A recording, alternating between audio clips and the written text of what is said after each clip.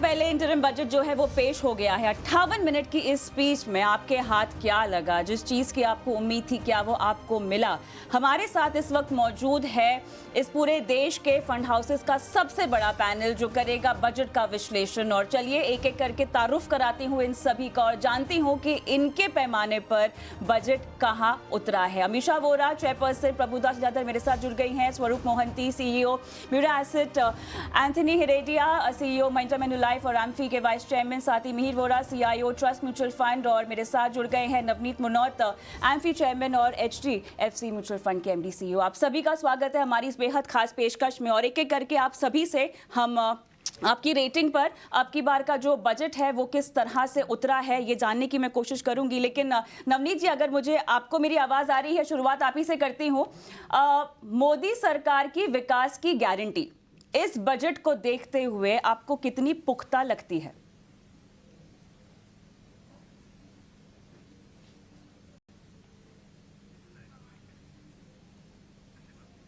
Navneet sir, आपको मेरी आवाज आ रही है?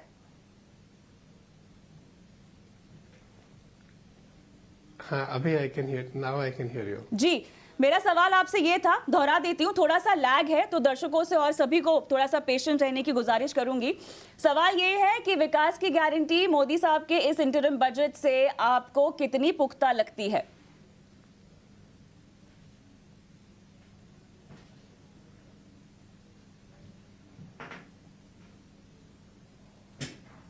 आपकी आवाज अभी भी कट रही है कविता। चलिए मैं एक बार फिर आपके पास आऊंगी इसी सवाल को लेकर, लेकिन तब तक चलिए स्वरूप आप बताइए, आपको पसंद है ये guarantee? I think interim budget था, सो उस हिसाब से ठीक ही चल रहा है। आई मीन मोस्ट इम्पॉर्टेंट था फिजिकल प्रूडेंस जो दिखा रही है आज के टाइम में। आप ये नज़रअंदाज नहीं कर सकते कि वर्ल्ड की जो डेटा पॉइंट्स काफ़ी नाजुक है, वो स्टेट में आप एक बजट दे रहे हो और वो भी इंटरिम, तो उस हिसाब से द फिजिकल प्रूडेंस जिसकी कंटिन्यूटी हमें दिखी वो मेरे हिसाब से बहुत सही थी और उससे काफ़ी भरोसा आ रहा है ऑन द प्रोसेस जो इन्होंने एक ये रेजीम ने जो 10-15 साल का एक विज़न दिखाया है वो विज़न पे वो लोग कायम है। इंफ्रास्ट्रक्चर का ग्रोथ पुश चल रहा है which is most important for India at this moment. At the same time थोड़ा बहुत जो मेरा एक शिकायत था लास्ट बजट का on health care and education, उसमें भी काम अभी शुरू हो गया। So broadly good budget. No news is good news. Yes, I always wanted no news. That came, it was good. Interim budget में मेरे ख्याल से बहुत सारे लोगों की यही मंशा भी थी कि ऐसी कोई न्यूज ना आ जाए जिससे मूड कम से कम बिगड़ जाए। अच्छा हो तो अच्छी बात है, लेकिन यहाँ पर ना ही बिगड़ा और ना ही बना। लेकिन नवनीत मुनौत साहब एक बार फिर जुड़ गए हैं। सर, आवाज अगर आपको मेरी आ रही है तो सवाल यही है, मोदी साहब की विकास की गारंटी आपको कितनी पसंद आई सर?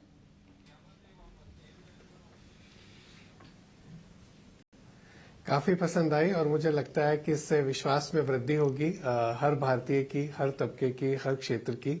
आई थिंक कोशिश करी गई है कि बजट में कंटिन्यूटी रहे, जो रिफॉर्म्स इतने वर्षों में हुए हैं उस पर हम निरंतर प्रगति करते रहे। कोशिश करी गई है कि नंबर्स क्रेडिबल हो, फिजिकल कंसोलिडेशन का जो पाथ है उस पर हम चलते रहें, क्योंकि उसी से मैक्रो स्टेबिलिटी और फाइनेंशियल स्टेबिलिटी बनने में बहुत सहायता मिलती है। और कन्विक्शन है कि भारत विकसित भारत की एक जो हमारी यात्रा है उस पर हम निरंतर बढ़े और समाज के सभी क्षेत्रों को साथ में लेकर। और मैं कहूँगा कि चाहे आप एक इंडस्ट्रियलिस्ट हैं, चाहे आप एक इंडस्ट्रियल वर्कर हैं या आप एक इन्वेस्टर हैं, और जैसा उन्होंने ज्ञान एक्रोनिम दिया कि चाहे आप गरीब हैं, युवा हैं, अन्नदाता हैं या नारी हैं, आई थिंक सभी को पसंद आएगा कि हम एक विकसित भारत की यात्रा में इस अमृत काल में पूरा भारत जुड़ा हुआ है। और मेरे ख्याल में पूरे विश्व की निगाहें जो भारत पर है अगले कई वर्षों तक पूरे विश्व को न सिर्फ एक हायर ग्रोथ की जरिए विश्व की अर्थव्यवस्था में हम हेल्प कर सकते हैं, बट ऑल्सो एक लीडरशिप, नई लीडरशिप पूरे विश्व को दे सकते हैं। तो मेरे ख्याल में विश्वास जगाने वाला, विश्वास को बढ़ाने वाला बजट कहा जाएगा। चाहे इंटरिम बजट है, पर मेरे ख्याल में जिस तरह से स्पीच में सारी बातें पिछले 10 वर्ष की बताई गई और अगले 15-20 वर्ष का विजन दिखाया गया, तो मेरे ख्याल में विश्वास में वृद्धि, ये 3 शब्द मैं प्रयोग करना चाहूंगा। तो आने वाले वक्त का विजन तो हमने देखा, लेकिन अब जो है इलेक्शंस के बाद एक और बजट होने वाला है। ऐसी कौन सी घोषणाएं आपको लगी है जिन पे इनका तवज्जो ज्यादा रहा? वैसे तो महिलाओं की बात करें, युवाओं की बात करें, इंफ्रा की बात करें, रेल की बात करें, सब पर कुछ ना कुछ इन्होंने जरूर ओपन एंडेड कह सकते हैं छोड़ दिया है। लेकिन अगर हम क्योंकि विकास की बात कर रहे हैं और हम भारत को ऑलरेडी देख रहे हैं कि तमाम इमर्जिंग इकोनॉमीज हो या डेवलप नेशंस हो, उनके सामने बहुत ही मजबूत धरोहर पर खड़ा है। अगले बजट में किन किन घोषणाओं पर या विस्तार योजनाओं पर विस्तार हो सकता है? क्या इसका अंदेशा आपको इस स्पीच में से लगता हुआ दिखाई दिया है सर?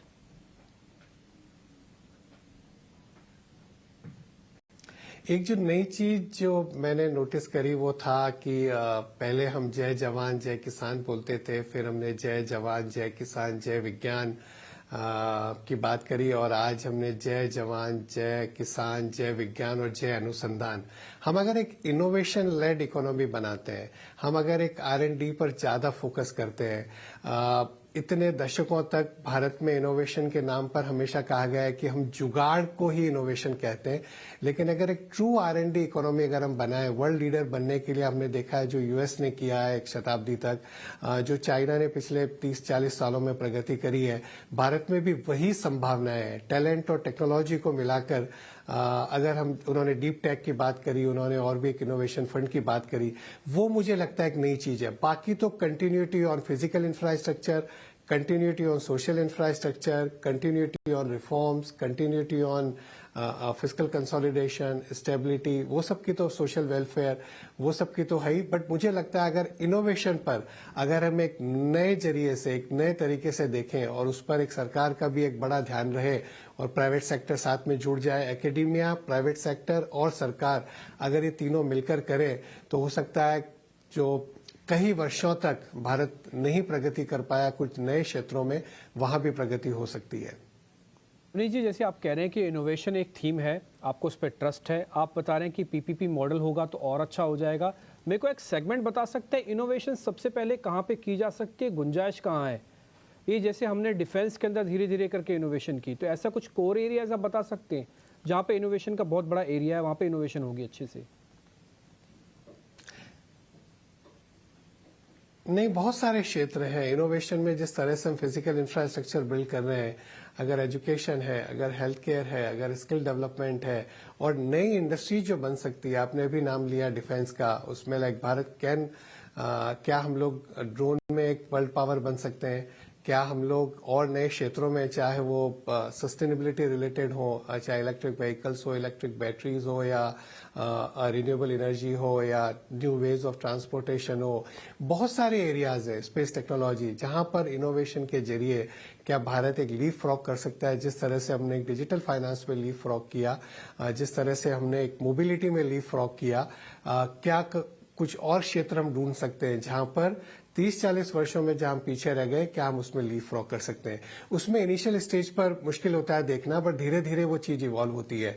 आज के 30 वर्ष पूर्व किसने सोचा होगा कि भारत का सॉफ्टवेयर एक्सपोर्ट्स भारत के ऑयल इंपोर्ट से भी बड़ा बन जाएगा, हम इतनी बड़ी वर्ल्ड पावर बन जाएंगे?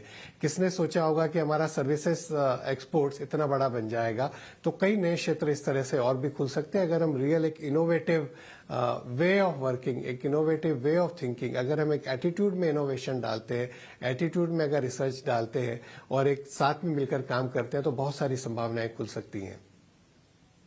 मैं जानती हूं आपको जाना है, आपका समय हमारे साथ लगभग खत्म हो गया है, लेकिन फिर भी जाते जाते पूछना चाहूंगी कि अगर रैंकिंग देनी हो 10 में से कितने नंबर देंगे?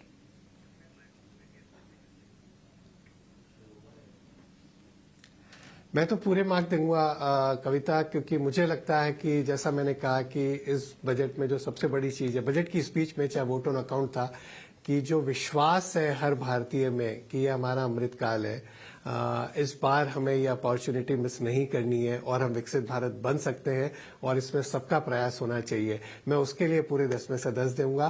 फिस्कल कंसोलिडेशन में एक इलेक्शन ईयर के अंदर फिस्कल डेफिसिट को कम दिखाना एक बहुत बड़ी बात होती है, उसके लिए फुल मार्क्स देने चाहिए। कंटिन्यूटी के लिए फुल मार्क्स होने चाहिए। बहुत बहुत धन्यवाद, आपने समय निकाला और बजट पर अपनी राय साझा की हमारे साथ, हमारे पैनलिस्टों के साथ और दर्शकों के साथ। लेकिन चलिए अब एक एक करके आगे बढ़ते हैं और आपको विकास की गारंटी की गाड़ी और तमाम तरह की जो अनाउंसमेंट्स हैं इंडस्ट्री के लिहाज से और भारत एक अर्थव्यवस्था के लिहाज से कैसा लगा एंथनी? नहीं, मुझे तो सबसे इम्पोर्टेंट चीज़ यही लगता है कि विकसित भारत जो is a 25-year journey which requires infrastructure, it requires social infrastructure, physical infrastructure, it requires creation digital infrastructure. वो सब चीज़ें, हालांकि ये इंटरिम बजट है बट फाइनेंस मिनिस्टर ने पॉइंट सब पे किया है एंड मेरे हिसाब से हम हमेशा, क्योंकि हम मार्केट्स में हम देखते हैं कि अगले 3 या 5 या 7 साल में क्या हो सकता है, बट आई थिंक ये government is pushing us to think कि अगले 25 साल में भारत की जो स्थिति है वो अल्टीमेटली विकसित भारत है और काफी समय से इंतजार कर रही है, उनको भी कहीं जाना है। अमीषा जी बहुत बहुत धन्यवाद, आप रुकी इतने समय तक। प्रधानमंत्री साहब ने बीच में बजट का थोड़ा उल्लेख कर दिया था, ये मुझे बताएं। शुरुआत चलिए आपके साथ रेटिंग के साथ ही करती हूँ, 10 में से कितने नंबर देंगी आप? हाथ से नीचे निकला हुआ कोई काम होता है तो जनरली उसको 10 में से 11 मार्क्स मिलते हैं। ये कहते हैं पूरे वर्ल्ड ही ऐसा कर रहा है, तो मैं भी बजट को 3 काउंट पे बहुत अच्छे मार्क्स दूंगी। सबसे पहला कि सालों साल, दशकों के दशक हम हमेशा चिंतित रहते थे कि ये इलेक्शन ईयर है तो इतना बड़ा पैसा स्पेंड हो जाएगा टैक्स पेयर का वोट खरीदने के लिए या वोट देने वाली जनता का फायदा कर। आप देख रहे हो कि वो साल में भी हमने हमारा फिस्कल डिसिप्लिन एकदम टाइट रखा है। रादर एक्सपेक्टेशन जब 5.5% का था, आप आकर 5.1% बोल रहे हो। तो आप बताइए। अमीषा जी मैं आपके पास वापस आऊंगी, थोड़ी सी ऑडियो में इशू आ रही है, लेकिन गुजारिश है आपसे कि थोड़ा देर और रुक जाइएगा। मिहिर बताइए, 4 स्तंभ का भी जिक्र हो गया और इनोवेटिव बजट भी बोल दिया गया, आपके नजरिए से कैसा है बजट? बॉन्ड मार्केट्स के लिए 10 आउट ऑफ 10 है। चलिए आपने 11 नंबर नहीं दिया 10 में से। हाँ? मैं प्रूडेंट हूँ। और इक्विटी मार्केट्स का मैं कहूँगा 8 to 9 है। ओके। कैपिटल एक्सपेंडिचर थोड़ा और स्पेंड हो सकता था ज्यादा। उसमें जो 11% ग्रोथ दिखाई है वो अच्छी है, लेकिन गिवन द फैक्ट कि अभी भी प्राइवेट सेक्टर कैपिटल एक्सपेंडिचर इतना पिकअप नहीं हुआ है, एक आध साल और ज्यादा गवर्नमेंट कैपेक्स का सपोर्ट रहता था तो बेटर था। 11% is not a bad number but little more would have been better. क्या नहीं पसंद आया? ऐसा प्राइमा फेसी तो कुछ ऐसा नहीं लगा मुझे। फ्रैंकली अभी बजट में जो बड़ी बड़ी आइटम्स हैं वो तो स्ट्रीमलाइन हो चुकी है, तो ऐसा कुछ बिग बैंग वैसे भी एक्सपेक्टेड नहीं था। बिल्कुल। क्योंकि जीएसटी तो जीएसटी काउंसिल डिसाइड करती है, तो उसमें बजट का कुछ ज्यादा रोल नहीं होता। कॉर्पोरेट टैक्स जो है वो काफी ऑलरेडी कम कर चुके हैं जी। थोड़े हाई रेट्स हैं इनकम टैक्स पर्सनल लेवल पे, लेकिन उसमें भी जो न्यू रेजिम है उसमें भी काफी स्ट्रीमलाइंड है। तो मेरे ख्याल से इवन पर्सनल टैक्स पे भी अपार्ट फ्रॉम जो हाईएस्ट स्लैब है वहां पे कुछ रिलीफ होती नहीं तो बेटर था। अदरवाइज ऐसा कुछ डिसअपॉइंटिंग तो नहीं है, मैं कहूंगा। नहीं है। स्वरूप आपको कुछ लगा डिसअपॉइंटिंग? डिसअपॉइंटिंग नहीं था, टू बी वेरी ऑनेस्ट। हमेशा मेरा यही गुजारिश रहेगी कि हेल्थ और एजुकेशन पे ज़्यादा से ज़्यादा स्पेंडिंग हो, बिल्कुल। जो पिछले 2-3 बजट में नहीं हुआ है। Like last time budget was capex and defence oriented. एक एक्सपेक्टेशन हमेशा रहेगा, क्योंकि जो हमारा डेमोग्राफी है उसको ठीक से संभालना एक जिम्मेदारी है, और उसमें हेल्थ एंड एजुकेशन बोथ, क्योंकि 60% ऑफ वर्ल्ड पॉपुलेशन अंडर 30 ये कंट्री में रिसाइड करती है। बिल्कुल। तो उसको ठीक से रखना, उनके लिए एम्प्लॉयमेंट जनरेट उनका रिस्पॉन्सिबिलिटी नहीं है, बट अगर ये ठीक से एजुकेटेड हैं और हेल्थ ठीक रहे तो एम्प्लॉयबल हो सकते हैं। तो उसका एक बहुत बड़ा जिम्मेदारी रहता है। वो एक हमेशा एक्सपेक्टेशन रहेगा मेरा from a country selfish point of view, but otherwise directionally ठीक है। बट कविता, कुछ चीज़ें लेट्स पॉइंट आउट कि ये बजट के थ्रू हमें कुछ स्टेटमेंट्स मिले हैं, राइट? ये मैंने all budgets, India 5 trillion economy, India 3rd largest economy, India to be developed by 2047, ये सब स्टेटमेंट्स इंडिया के नहीं थे 10-15 साल पहले। सही कह रहे हैं आप। Right, just think of these 3 statements. तो ये एक बहुत डिफरेंट डायरेक्शन ये कंट्री लेके जा रहे हैं, ये रेजिम, और ये बिग पिक्चर हमें कभी नहीं भूलना चाहिए। कभी कभी छोटे छोटे इश्यूज से हम बिग पिक्चर से हट जाते हैं। अगर 2047 में हम एक डेवलप्ड इकोनॉमी हो जाए तो the journey from here to 2047 is very large. तो वो अगर देखें तो long term India looks very secure, very sound. एक जागरूकता की लहर है जो हमने आती हुई दिखाई दी है, क्योंकि एंथनी जब शुरुआत में दिन के शुरुआत से ही सब रूरल बहुत कर रहे थे। यहाँ पर तमाम जितनी भी फोकस किया गया है, चाहे हम महिलाओं की बात करें, युवाओं की बात करें, किसानों की बात करें, गरीबों की बात करें, ग्रामीण क्षेत्रों को अपलिफ्ट करने के लिए, चाहे आप हाउसिंग की बात कर लीजिए या लखपति दीदी बनाने की बात कर लीजिए, कितने उम्दा आपको सरकार की अब तक जितने काम है वो लगते हैं? मेरे काफ़ी एक्सपेक्टेशंस रही है, क्योंकि जैसे सौरभ ने भी बताया कि इट्स ओनली लास्ट 5-10 साल से हम ये सुनते आ रहे हैं कि ये हेल्थ इम्पोर्टेंट है, सोशल इंफ्रास्ट्रक्चर इम्पोर्टेंट है, और हम ये बजट में के दिन पे बात नहीं करते। बट आई थिंक गवर्नमेंट को ये सराहना होगा कि इसकी एग्जीक्यूशन कैपेबिलिटी 11 आउट ऑफ 10 है। हाँ, आप प्लानिंग की बात करेंगे, आप विजन की बात करेंगे, उस पर आप रेटिंग दोगे, लेकिन ये सब चीजें पेपर में भी रह सकते हैं, राइट? ये गवर्नमेंट का एक खासियत ये है कि हम क्यों आगे विकसित भारत के बारे में सोच सकते हैं, क्योंकि हमने जो कहा था 2 साल पहले, 3 साल पहले, हम उसको एग्जीक्यूट कर दिए। एक चीज अगर मैं कहूँ कि मुझे थोड़ा उम्मीद ज्यादा था कि अगर आप विश्व में देखो तो हमारा जो डिजिटल इंफ्रास्ट्रक्चर, चाहे आप यूपीआई लो एटसेट्रा, इट्स मतलब ऐसे बोल सकते हो कि हम नंबर 1 है और नंबर 2 का बहुत पीछे है। एंड जैसे पहले आपके शो में नवनीत भी कह रहा था कि अगर हमको जेन्युइनली विश्व को डिसरप्ट करना है, तो मेरे हिसाब से डिजिटल इंफ्रास्ट्रक्चर का जो हमने ऑलरेडी क्रिएट करके नंबर 1 पोजीशन हासिल किया है, वो गवर्नमेंट को उस पर और फोकस देके, ताकि हम क्यों नहीं डिजिटल इंफ्रास्ट्रक्चर को हम एक्सपोर्ट करें। बिल्कुल।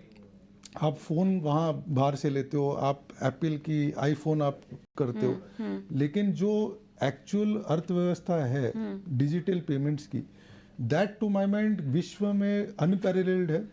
एंड मेरी एक्सपेक्टेशन या होप होगा कि विकसित भारत का जो जर्नी में है, काफी क्षेत्रों में India will be a disrupter. तो मतलब इनोवेशन का दूसरा वर्ड है disruption. And I would like to say कि मेरे एक्सपेक्टेशन है कि हमारा देश काफी सारा क्षेत्रों में विश्व को डिसरप्ट कर ले। बिल्कुल, तो न सिर्फ दुनिया के नक्शे पर अपनी पहचान बनाएगा, बल्कि एक लौती मिसाल भी छोड़ेगा कि कैसे आपको डिसरप्टर बनना है। सीआईओ साहब, कौन कौन सी सेक्टर्स और स्टॉक खरीदिएगा अब? अल्टीमेटली वही बात आ जाती है। बिल्कुल वही आ जाती है, सबको वही जानना है। इनसे भी सवाल लूंगी, आप भी सोचिएगा। देखिए, एक तो मेरे ख्याल से इंक्रीमेंटली बैंकिंग के लिए थोड़ा पॉजिटिव मैं कहूँगा, क्योंकि रिसेंटली हमने देखा है कि जिस तरह से लिक्विडिटी टाइट रही है, तो बैंकिंग के मार्जिन्स पे इम्पैक्ट आया है शॉर्ट टर्म में। बट शॉर्ट टर्म स्टोरी है, ऐसी कोई स्ट्रक्चरल इश्यूज नहीं है। लेकिन अब जो गवर्नमेंट ने बोरोइंग प्रोग्राम दिखाया है 14 लाख करोड़ का, वो 15 लाख करोड़ एक्सपेक्टेड था। तो एक अच्छी फिजिकल डिसिप्लिन दिखा के ऐसा लग रहा है कि हमारी जो इंटरेस्ट रेट ट्रेजेक्ट्री है वो नीचे जाएगी, और दैट मीन्स के लिक्विडिटी और इंटरेस्ट रेट्स नीचे जाएंगे। तो ये बैंक्स के लिए टिपिकली अच्छा होता है, एनबीएफसीज के लिए भी अच्छा होता है। तो फाइनेंशियल जो सेक्टर था, जो अंडर परफॉर्म कर रहा था पिछले 1-2 महीने से, उसमें शायद एक अच्छी रिलीफ आ सकती है। वैसे छोटे छोटे तो काफ़ी सेगमेंट्स हैं, जैसे कि रूफटॉप सोलर की बात हो रही है, एक्वाकल्चर की बात हुई है। तो वैसे काफ़ी सारे सेगमेंट्स हैं जहाँ पे बेनिफिट आ सकती है। लेकिन मैं कहूँगा कि एक बैंकिंग में मुझे अच्छा दिख रहा है। कंजम्पशन में मैं एक्सपेक्ट थोड़ा ज़्यादा कर रहा था रूरल इकोनॉमी के लिए, उसमें थोड़ा शायद कम आया है, क्योंकि ओवरऑल भी देखें तो रेवेन्यू एक्सपेंडिचर जो है वो एक्स ऑफ कैपेक्स जो है वो करीबन 4% ही है। गिवन के हम अगर 7% जीडीपी ग्रोथ एक्सपेक्ट कर रहे हैं, तो इसमें थोड़े ज़्यादा अग्रेसिव अजम्पशंस लेने की गुंजाइश थी। और अगर 5.1% फिजिकल डेफिसिट ना करके 5.3 करते थे, लेकिन little bit more on the rural side अगर स्पेंड करते थे, तो शायद एक बेटर बैलेंस हो सकता था। बट ये इन जनरल एक डायरेक्शन अच्छी है। We are just splitting hairs, छोटी मोटी बात कर रहे हैं। बट मैं कहूँगा एक रिस्पॉन्सिबल बजट है। एक हमारी जो कंट्री की इमेज है स्पेशली गिवन द फैक्ट के ये साल हम ग्लोबल बॉन्ड इंडेक्स में इंक्लूड होने वाले हैं, उसके लिए बहुत अच्छा बजट है मेरे ख्याल से। मैं ये सवाल फिर पूछूंगी, सीधा जवाब नहीं दिया आपने मुझे अभी भी, है ना? पूरा बजट एक बार फिर समझा दिया है। इस बीच नीलेश शाह भी मेरे साथ जुड़ गए हैं, कोटक एएमसी के, और अमीषा जी भी जुड़ी हुई हैं। लेकिन नीलेश सर, स्वागत है आपका हमारी इस पेशकश में। और चलिए यही पूछती हूँ जो सभी को पूछ रही हूँ, क्या कहिएगा बजट के बारे में? Thank you for having me over here.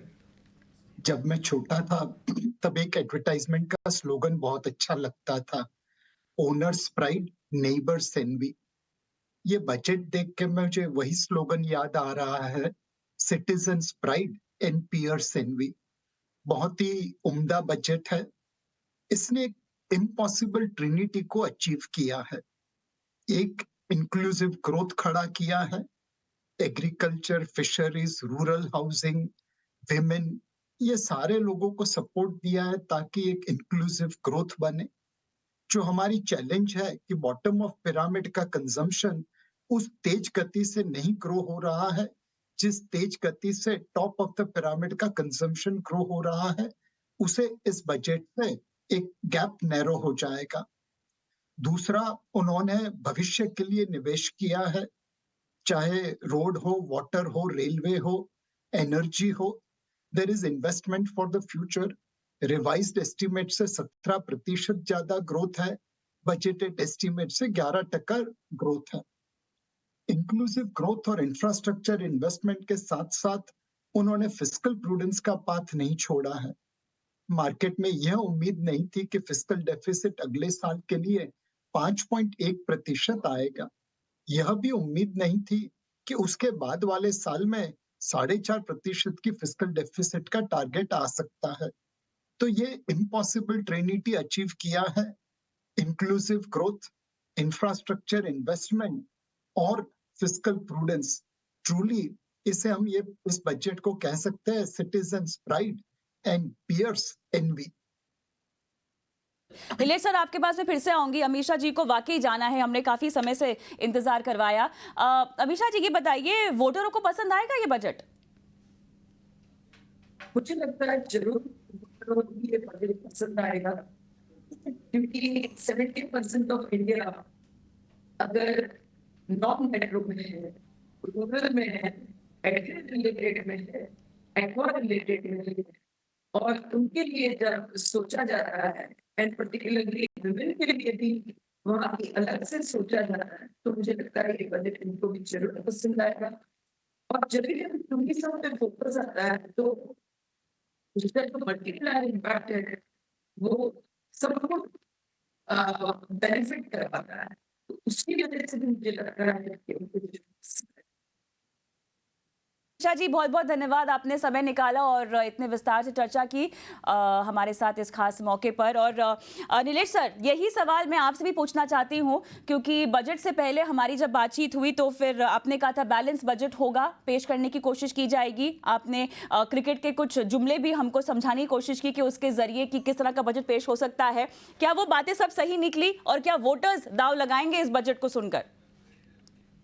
कविता, मैंने उस वक्त कहा था कि फाइनेंस मिनिस्टर जैसे वीरेंद्र सहवाग मुल्तान की पिच पे पाकिस्तानी बॉलिंग को पीट रहे थे, वैसा ही कुछ माहौल है। लंच के पहले एक शतक पूरा किया, टी के पहले दूसरा किया और खेल खत्म होने से पहले तीसरा किया। जब 294 रन पे थे तो छक्का मार के तीसरा शतक पार किया। बिल्कुल उसी तरह फाइनेंस मिनिस्टर ने अच्छी पिच के ऊपर बहुत उम्दा बैटिंग की है। इससे डोमेस्टिक निवेशक और ग्लोबल निवेशक दोनों को फायदा मिलेगा। जैसा मैं पहले भी बोल चुका हूं, भारत आज दुनिया के बाकी देशों के सामने प्रीमियम वैल्यूएशन पे ट्रेड होता है। रशिया से हम 8 गुना ज्यादा वैल्यूएशन पे है, चाइना से 3 गुना ज्यादा वैल्यूएशन पे है, ब्राजील एंड साउथ अफ्रीका जैसी कंट्री से दुगने से ज्यादा वैल्यूएशन पे है। लोगों की हमसे बड़ी अपेक्षा है और इस वोट ऑन अकाउंट में फाइनेंस मिनिस्टर ने निवेशक को निराश नहीं किया है। जो नंबर्स आए हैं वो किसी और माहौल में, किसी और देश में लाना मुश्किल था। आप फ्यूचर इन्वेस्टमेंट कर रहे हैं। इनफैक्ट एक और चीज कविता गौर फरमाना चाहूंगा, दुनिया में बहुत ऐसे कम देश होंगे जो अपनी नेक्स्ट जनरेशन, अपने बच्चों की आंख में आंख डाल के बोल पाएंगे, बेटा बेटी हम तुम्हारे लिए सिर्फ कर्जा नहीं छोड़ जा रहे हैं, आपके लिए इन्वेस्टमेंट भी छोड़ के जा रहे हैं, असेट्स भी छोड़ के जा रहे हैं। इस साल का नेट बोरोइंग प्रोग्राम कुछ 11,75,000 करोड़ होगा और निवेश 11,11,000 करोड़ होगा। बहुत कम देश उतना निवेश कर रहे हैं जितना वो बोरोइंग कर रहे हैं।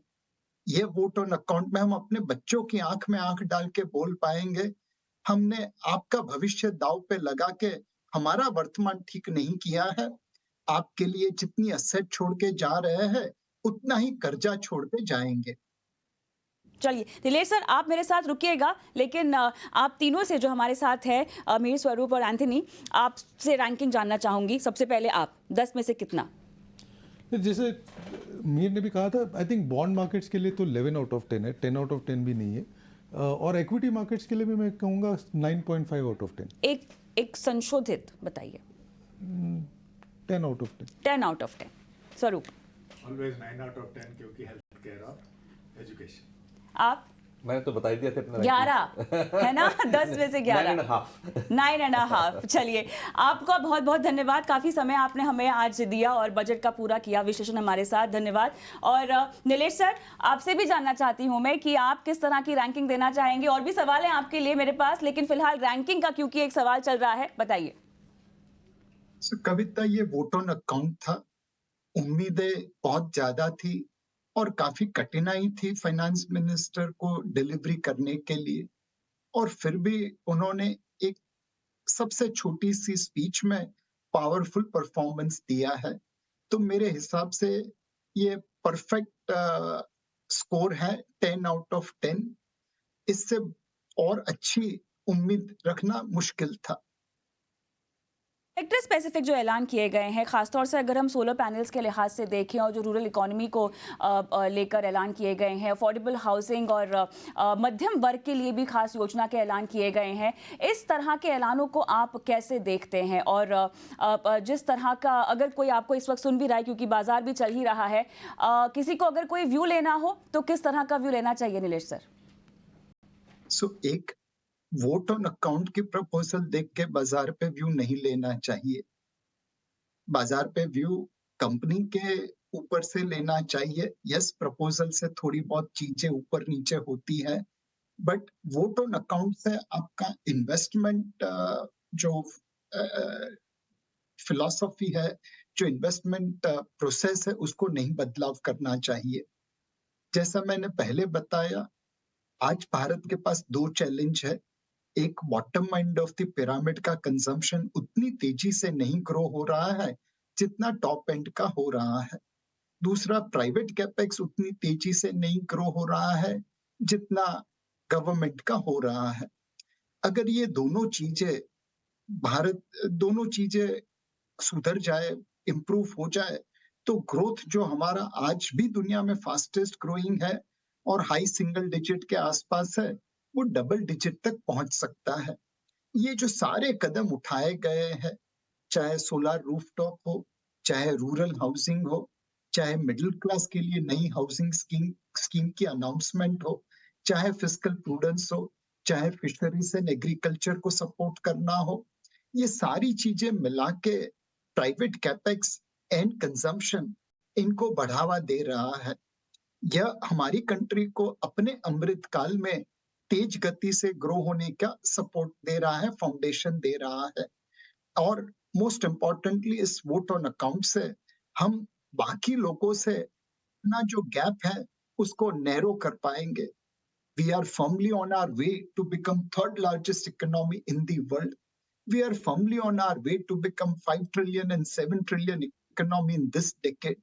ये सर्टेनिटी अब और बढ़ रही है, एंड होपफुली हम इन सारी एक्सपेक्टेशंस को आउट परफॉर्म करेंगे। नीलेश सर, आप जब भी आते हैं बहुत सीख वाली बातें बताते हैं हमारे दर्शकों को, बहुत उम्दा लर्निंग आपसे। और जैसा कि शुरुआत में भी आपने कहा कि उम्दा बजट है, 10 में से 11, और उम्मीद करते हैं विश्वास की गारंटी, विकास की गारंटी और जिस तरह से पूरा समावेश है विश्वास का, हमें आने वाले बजट में भी दिखाई दे। बहुत बहुत धन्यवाद आपका इस खास पेशकश में शामिल